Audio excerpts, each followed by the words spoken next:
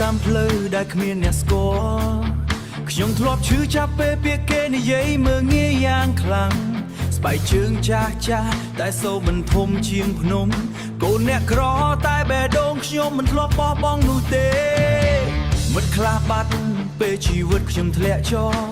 តែខ្ញុំរៀនឈរឡើងពេលពិភពលោកចង់ឲ្យខ្ញុំដួលពីថ្ងៃដែលគ្មានអ្វីសោះក្នុងហោប៉ៅថ្ងៃនេះខ្ញុំឈរតែខ្ញុំមិនភ្លេចថ្ងៃចាស់ឡើយកុំភ្លេចថ្ងៃដែលយើងគ្មានអ្វីក្នុងដៃកុំភ្លេចផ្លូវដែលធ្វើឲ្យយើងដើរដល់ថ្ងៃនេះពីកូនអ្នកក្រតស៊ូឡើងដល់ពេលនេះកុំភ្លេចដំណើរជើងទេ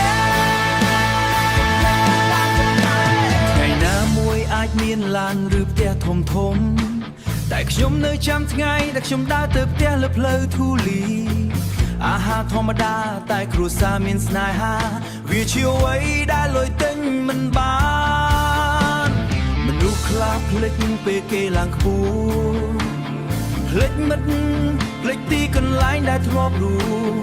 តែខ្ញុំសន្យាថាមិនខ្លាចជាមនុស្សបែបនោះពីកូនអ្នកក្រខ្ញុំនៅតែជាមនុស្សដដែលកុំភ្លេចថ្ងៃដែលយើងគ្មានអ្វីក្នុងដៃ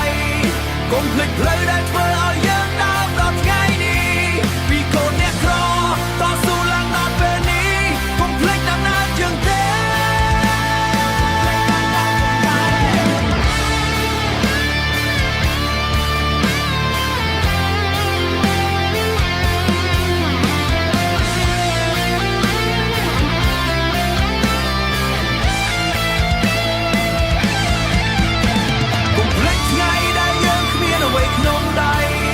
កុំភ្លេចផ្លូវដែលធ្វើឲ្យយើងដើរដល់ថ្ងៃនេះពីកូនអ្នកក្រ